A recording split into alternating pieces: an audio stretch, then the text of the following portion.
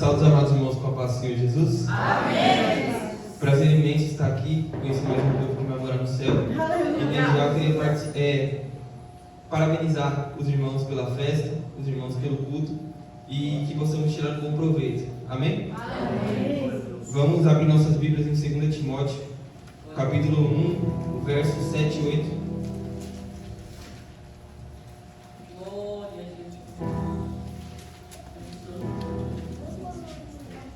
Quem encontrou, diga amém. Amém. Quem não encontrou, diga eu quero ir para o céu. Então vamos esperar todo mundo encontrar para a gente ler junto.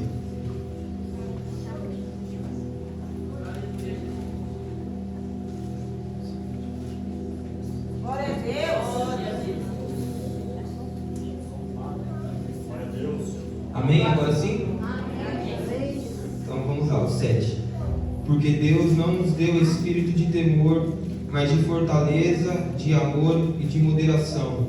Portanto, não te envergonhes do testemunho de nosso Senhor, nem de mim que sou prisioneiro seu. Antes, participa das aflições do Evangelho segundo o poder de Deus. Amém? Amém. Nos piores momentos da vida, nós conheceremos verdadeiramente quem são as pessoas, conheceremos verdadeiramente a essência de alguém, seja ela para o lado bom, seja ela para o lado ruim. E no caso de Paulo, que escreve essa carta a Timóteo, conhecemos o seu melhor lado. Mesmo preso em uma masmorra e com o poder de vida ou morte na mão dos guardas, ele não se apresenta com angústia ou censura, mas sim se regozijando no Senhor, independente da situação. Paulo é um exemplo vivo, que só conhecemos a essência de alguém em seu pior momento. Aleluia. E quando entramos em Timóteo, o apóstolo Paulo encoraja Timóteo por muitos motivos, os quais veremos agora. Timóteo estava na cidade de Éfeso, uma das cidades mais importantes do mundo romano no século I. E podemos ver algumas características de Éfeso, dessa cidade. Éfeso tinha um grande centro comercial, estava localizada na costa oeste da Ásia, que hoje é a atual Turquia, e um ponto estratégico para comércio marítimo e terrestre. Então, podemos ver também que Éfeso recebia comerciantes, viajantes e peregrinos de várias regiões. Havia grande diversidade de línguas, costumes e crenças, e a influência da cultura greco-romana era o que predominava naquela época. Éfeso, uma cidade de destaque político. Podemos ver que Éfeso possuía teatros, Éfeso possuía ginásios, bibliotecas e edifícios públicos impressionantes. E a lealdade ao Império Romano era incentivada naquele momento. E o culto ao imperador fazia parte da vida pública. Éfeso também tinha um âmbito intelectual. A cidade era conhecida por sua educação, filosofia e debate político. Circulavam diferentes correntes filosóficas e haviam mestres itinerantes e diversas escolas de pensamento. E isso favorecia tanto a busca espiritual quanto a disseminação de falsas doutrinas. As características espirituais de Éfeso eram o centro de culto à deusa Ártemis. O aspecto espiritual mais marcante de Éfeso era o culto à deusa Ártemis de Éfeso, então era o que predominava naquela época. Seu templo, o templo de Ártemis, era considerado uma das 7 maravilhas do mundo antigo. Milhares de peregrinos visitavam a cidade. A religião movimentava a economia local e artesãos lucravam, produzindo imagens e amuletos da deusa. Esse contexto aparece também em Atos dos Apóstolos, no capítulo 19, quando a pregação de Paulo ameaça os lucros dos fabricantes de ídolos. Segundo ponto, a forte presença de ocultismo e magia. Éfeso tinha fama em todo o mundo antigo por práticas mágicas. Amuletos, encantamentos e fórmulas mágicas eram muito populares. Existiam os chamados escritos éfesos, palavras usadas como supostos encantamentos de proteção. Muitas pessoas misturavam religião, superstição e magia. E também em Atos 19, só que agora no versículo 19, após se converterem, muitos queimaram publicamente seus livros de magia. O nosso terceiro ponto, o sincretismo religioso. As pessoas frequentemente misturavam crenças gregas, crenças romanas, práticas orientais, magia e o culto imperial. E era comum alguém participar de vários cultos ao mesmo tempo. E como isso afetava Timóteo? Quando Paulo dá essa carta a Timóteo, quando Paulo manda essa carta a Timóteo, ele está encorajando Timóteo, que era um líder naquele momento, que enfrentava oposição cultural, pressão social, falsas doutrinas dentro da igreja, perseguição crescente aos cristãos e influência do ocultismo e da idolatria ao redor. Timóteo estava liderando uma igreja em uma cidade rica, influente, intelectual, sofisticada e profundamente marcada pela idolatria. E neste momento, a magia e disputas religiosas predominavam dentro de sinagogas. Então podemos ver que o encorajamento de Paulo era para que ele permanecesse firme no Evangelho, apesar dessas pressões. Podemos ver mais do que nunca que o poder, o amor e a moderação seriam usados por Timóteo na cidade de Éfeso.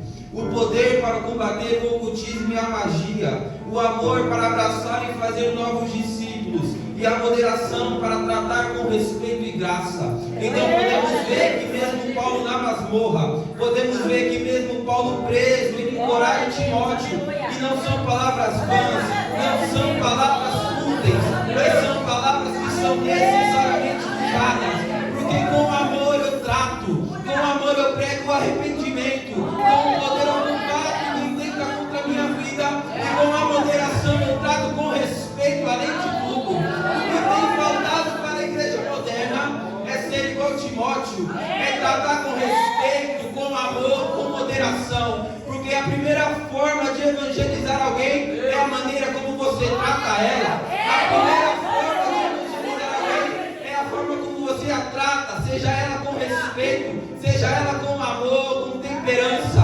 Então que possamos entender e tirar uma lição, que nosso primeiro evangelismo, que a nossa primeira pregação de arrependimento seja com respeito, com amor e com poder para combater quem tem tentado nos derrubar.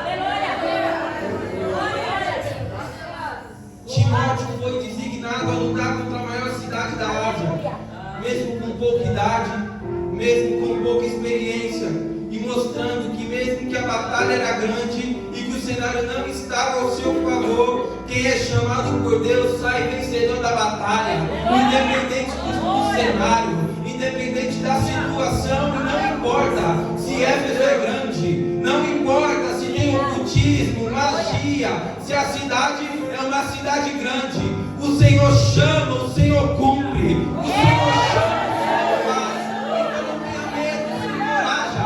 A muralha é grande, a escalada é grande, mas o Deus que te chamou é maior. O Deus que te chamou é maior para escalar, para subir, para derrotar o inimigo. Temos que entender que mesmo antes dessa batalha começar, ela já tinha sido vencida. Não quando Timóteo foi até a cidade, mas quando Timóteo se encorajou e foi encorajado por Paulo. Muitas das batalhas são vencidas não para fora, mas sim de dentro. Muitas batalhas são vencidas entre nós mesmos, e temos que entender que vão haver momentos em que a batalha será nós contra nós mesmos, e sem Cristo, e é com pesar que eu falo isso. Vão ter escolhas, vão ter momentos em que será você, mas também contra você. E foi assim com Timóteo. Timóteo sabia que era chamado por Deus. Timóteo era encorajado por Paulo, mas mesmo assim lhe faltava alguma coisa. Mesmo assim lhe faltava algo. E o que era? A autoconfiança. Se confiar em Deus e entender que por mais que era novo, que por mais que não tinha experiência, e que por mais que Éfeso era grande, quem tinha chamado ele era o Senhor dos Senhores. Quem tinha chamado ele era o Deus que domina terra, céu, mar, debaixo da terra e acima da terra.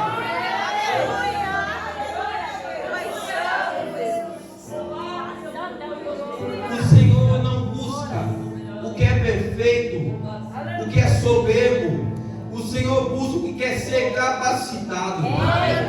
A batalha pode ser grande, Éfeso pode tentar te engolir, mas não se preocupe, Timóteo. Senhor, o que a sua essência, independente da situação, o cenário é maior para exalar sobre Éfeso, para exalar sobre a Ásia, para exalar sobre todo mundo. É o Senhor que te chama, é o Senhor que te capacita, é o Senhor que te põe à frente e diz: ei filho, não olhe para trás, ei filho, olhe para a frente, porque sou eu que te guio. Hoje eu pego na sua mão direita, hoje eu tiro a escama dos seus olhos e falo: confia, porque foi eu que chamei, confia, porque foi eu que capacitei. Independente de quem fala, independente de quem te julga, não ligue para isso, mas coloque a sua força em mim, coloque as suas questões em mim, porque eu te julgo, eu tiro o fardo, eu tiro tudo aquilo que tem tentado te assolar. A insegurança vem assolando os jovens desde o tempo passado. Glória a Deus, aleluia. Podemos ver que exemplo foi o Timóteo. Se auto-intitulava incapaz, pois para ele a idade e falta de experiência eram fatores para o tornarem incapaz. Deus tinha um chamado, Paulo já havia confirmado esse mesmo chamado, mas o que faltava, o que era necessário para acreditar em si mesmo? Vão existir batalhas, como eu já falei, que não são contra Éfeso. Vão existir batalhas que não são contra o inimigo. Vão existir batalhas que serão contra a sua carne. Vão existir batalhas que serão contra a sua mente, o seu psicológico, que tem tentado te abalar e vem te dizendo: você não consegue.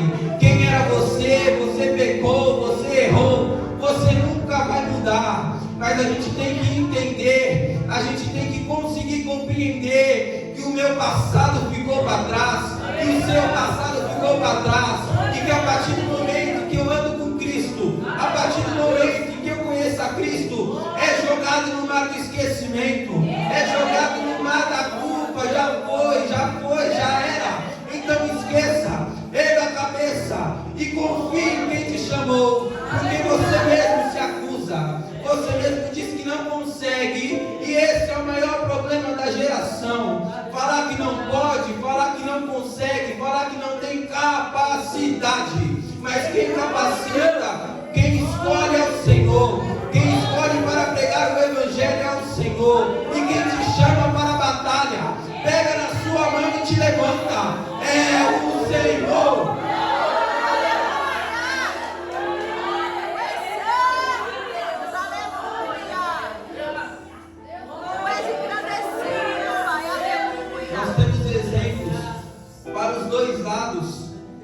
Que aceita o chamado e outro que não aceita o chamado. Quem aqui conhece a história de Jonas? Levanta a mão. Quem conhece a história de Jonas? Jonas, um homem que um dia Deus o chamou para pregar contra a cidade de Nínive, clamar contra aquela cidade, mas Jonas não foi. Jonas não se sentia capaz. E por isso pagou um alto preço. Por isso pagou um alto preço para ir para um navio, para ir para outra cidade e fugir da presença do Senhor. E enquanto Jonas estava naquele navio, enquanto Jonas estava se dirigindo para outra cidade, o Senhor mandou uma grande tempestade. O Senhor mandou um grande vento que fazia como que se o barco iria afogar, como que o barco iria ao cais, não teria mais saída para Jonas. Os tripulantes, cada um oravam ao seu Deus.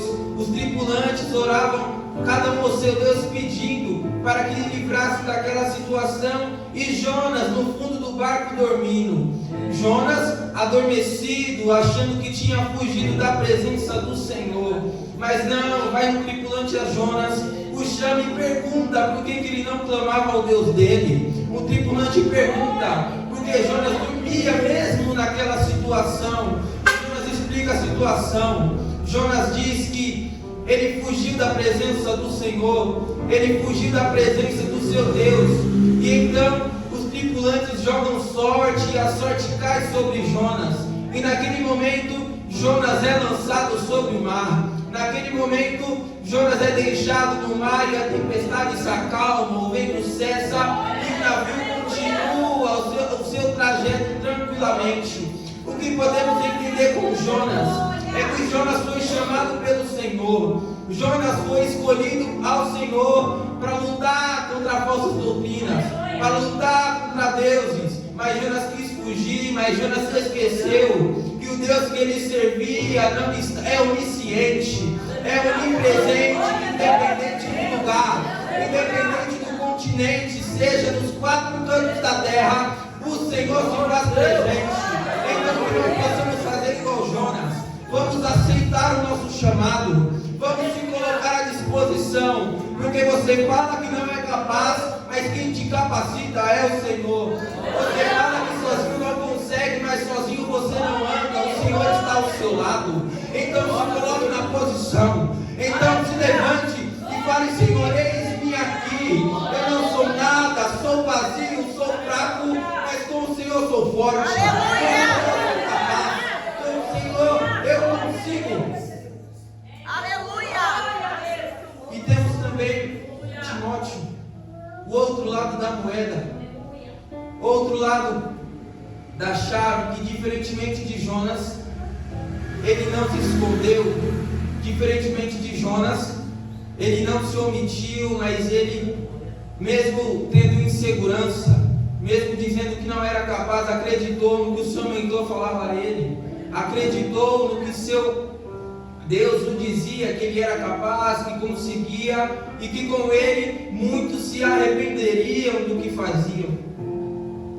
Timóteo novo, Timóteo jovem, inexperiente, sozinho, porque o seu mestre Paulo estava preso na masmorra e não tinha qualquer chance de Paulo sair naquele momento. Então Timóteo se levantou, Timóteo se colocou à disposição e disse: Senhor, eis-me aqui, Senhor, eu estou na tua presença, eu não consigo sozinho, mas eu sei que o Senhor está ao meu lado. Eu vou pregar contra Éfeso, eu vou pregar contra o ocultismo, contra a magia, contra o imperador. Ei, não importa contra quem seja, o que importa é que o Senhor está comigo, o que importa é que o Senhor está ao meu lado dizendo: filho, você consegue. Aleluia! Essa batalha você já venceu, essa batalha você já se saiu vencedor.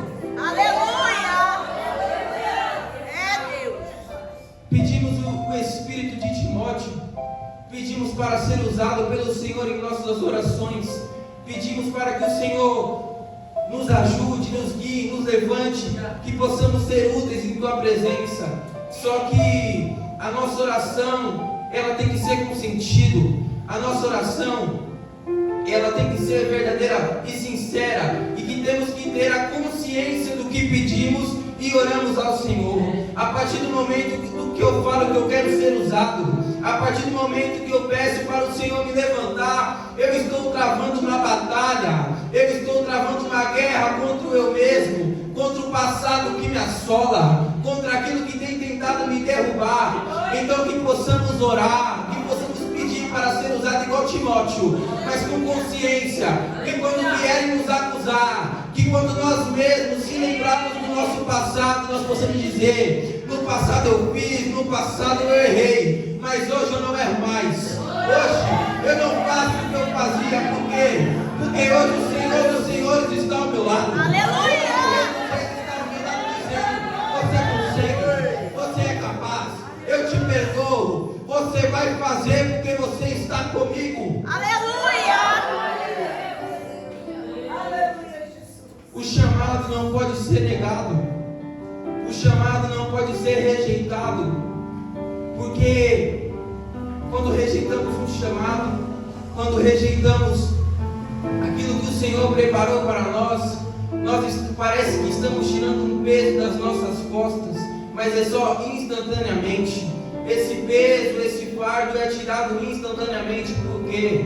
Porque hoje você rejeita o chamado, hoje você não aceita aquilo que o Senhor tem para a sua vida, mas vai acarretando situações, vai acarretando problemas para o seu futuro, e depois vem a pergunta: o Senhor não é comigo? O que que eu fiz de errado. O Senhor não ouve a minha voz, mas isso é causado pelas atitudes do passado. Isso foi causado por rejeitar o chamado. Tentamos escolher viver o que Deus tinha para a sua vida. Então, que possamos entender, que possamos compreender que o chamado não se nega, o chamado se aceita. Que chamado não se nega, chamado se vive. E se um dia você negou seu chamado, arrependa-se. Se um dia você negou seu chamado, volte e peça: Senhor, eu quero viver o propósito, eu quero viver o chamado. Então, Senhor, me faça sensível de novo, me faça sensível à sua voz. Aleluia! Quando negamos o chamado, quando não aceitamos o propósito que o Senhor tem para a nossa vida, deixamos de viver o extraordinário do Senhor, seja para a vida espiritual, terrena, material, vida de relacionamento, tanto com Deus como com pessoas da terra, seja namorado, namorada, varão, varoa, não importa, o chamado é o mesmo. E o que nos vai restar quando o tempo passar? O que nos vai restar quando chegarmos no grande dia e vermos que aquilo que o Senhor nos deu, aquilo que o Senhor nos concedeu não foi usado? Apocalipse capítulo 3, versículo de número 11, vai dizer para guardarmos o que tem, a nossa coroa. Mas o que vamos guardar se nós mesmos enterramos a nossa coroa? O que vamos mostrar para o Senhor se o meu chamado eu enterrei? Se a minha coroa eu tirei da minha cabeça e deixei de lado? Então que possamos entender que coroa não se deixa enterrada, coroa não se guarda, coroa se usa. Coroa se coloca na cabeça e diz: foi o Senhor que me deu, e até que Ele volte, ela não sai.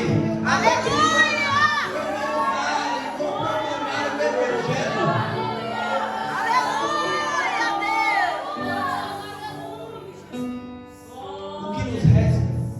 O que nos restará?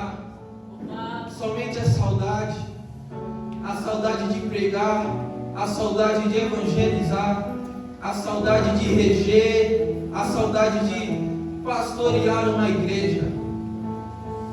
Muitos rejeitam o chamado, muitos deixam de lado o propósito do Senhor e se esquecem que aquilo que iriam viver seria bem maior, que aquilo que eles iriam viver seria extraordinário. Mas nós, por causa de nós mesmos, por causa da nossa carne, do nosso eu, deixamos de viver aquilo que o Senhor colocou na nossa vida. Seja você novo, seja você jovem, velho, meia idade, idoso, não importa. Se você deixou o seu chamado, se você deixou de viver o propósito, peça para Deus: Senhor, dá-me uma segunda chance. Senhor, coloque em mim de novo o brilho do Espírito Santo. Coloque em mim de novo, Senhor, a chama do primeiro amor, do primeiro perdão. Ah, Senhor, eu volte a orar como eu orei, que eu volte a buscar como eu busquei, que eu volte a clamar como eu clamei, e que o chamado Ele volte sobre minha vida, e que o chamado Ele venha sobre mim e recaia, e que você entenda, que eu entenda que o chamado tem que ser aceito, independente da sua idade, independente do seu sexo. O chamado tem que ser aceito. O Senhor Jesus nos deu um chamado, o Senhor Jesus colocou em nós algo diferente. E o que vamos mostrar? Qual será o nosso galardão? O que vamos mostrar para o Senhor? O que vamos ter feito com aquilo que Ele nos deu? Temos que fazer jus ao nosso nome. Temos que se colocar diante da presença do Senhor e entender que o chamado ele tem que ser aceito, tem que ser vivido. E hoje eu vi uma frase interessante aqui na igreja assim que eu cheguei. Os jovens estão vestidos com a camisa Ezequiel 37, que fala sobre o vale, que fala quem se levanta em meio ao vale. E é muito importante a gente perceber: o vale ele é seco, o vale não tem vida, duvida, mas tem quem se levanta, tem quem se coloca à disposição e diz: Senhor, fale, ele pode estar morto, pode ser de ossos secos, mas eu creio que com o chamado que o Senhor me deu, o vale volta à vida. E com o chamado que o Senhor me deu, o vale ressuscita. Então, Senhor, coloque em mim o chamado.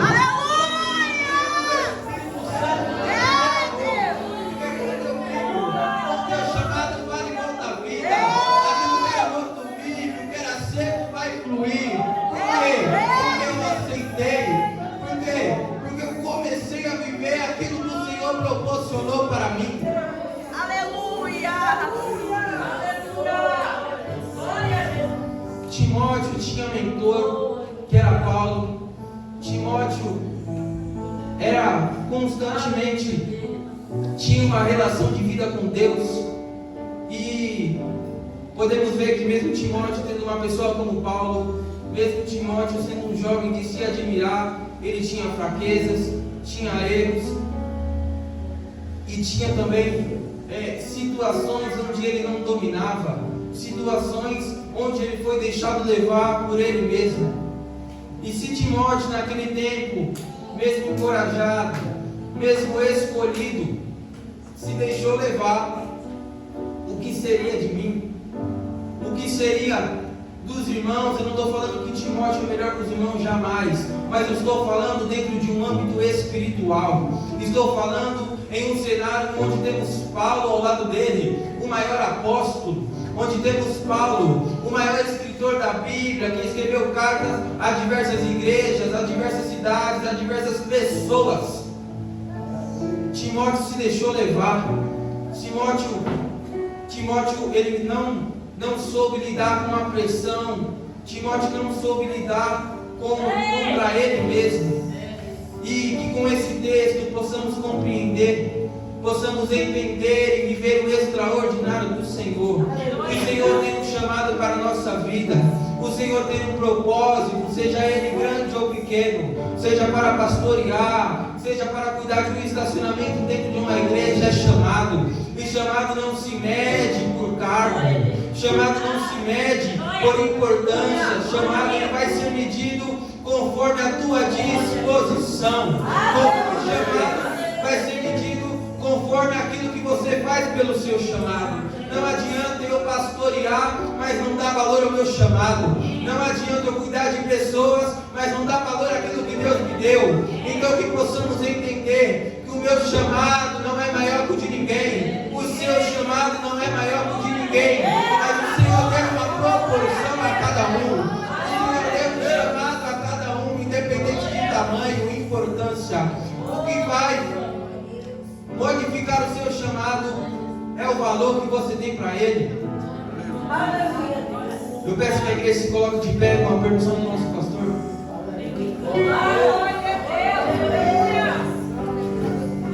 Que nesse momento a nossa oração não seja para pedir, que neste momento a nossa oração não seja para pedir bem material, mas que peçamos para o Senhor que Ele implante em nós o chamado. Que possamos pedir para o Senhor que implante em nós a chama do primeiro amor, do primeiro fervor, da primeira devoção, do primeiro clamor que você fez a Ele. Curva sua cabeça, vamos orar. Senhor, meu Deus, meu Pai, nessa oração não quero te pedir nada mais, Pai, do que o Senhor venha sobre esta igreja agora, a começar do altar até a irmã da porta, a começar de mim, Pai, até o pastor, do mais novo para o mais velho, Pai, do maior de estatura para o menor de estatura, Pai. Que a nossa oração seja que o Senhor implante em nós o chamado, que o Senhor coloque em nosso coração o propósito e que possamos ser igual Timóteo, mesmo confrontados pela carne, mesmo confrontados por si mesmo, possamos entender que somos encorajados. Deixará a tua presença, e em nenhum momento o Senhor se apartará de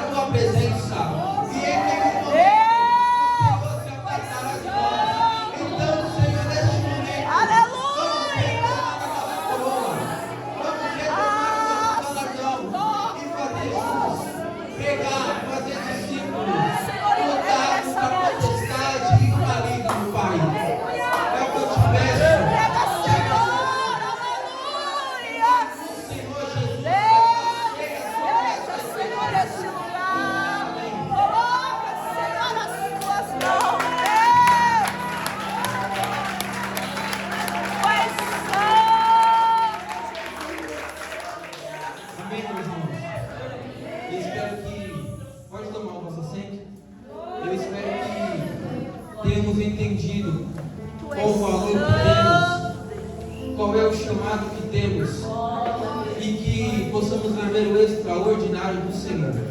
Amém? Desde já agradeço a minha oportunidade. Amei conhecer essa igreja, os irmãos. Gostei muito de conhecer mais um povo que vai morar no céu. E na glória vamos nos encontrar, na glória vamos adorar o Senhor. E independente de tudo, vamos louvá-lo, que Ele é santo, santo, santo e poderoso. Amém? Assim eu agradeço a minha oportunidade.